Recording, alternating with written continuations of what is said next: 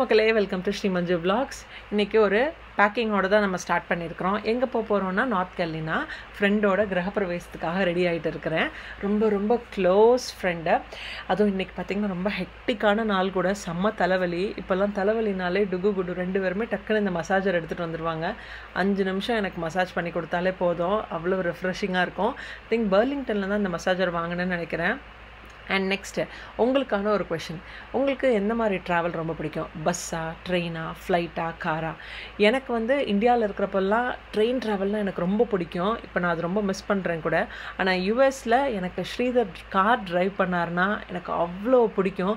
எப்போமாச்சும் ரொம்ப ஏதாச்சும் mood swings இருக்குது, ஸ்ட்ரெஸ்டாக இருந்தேன்னா எனக்கு எப்போதுமே ஸ்ரீதரோட ஒரு ட்ரைவ் போகணும்.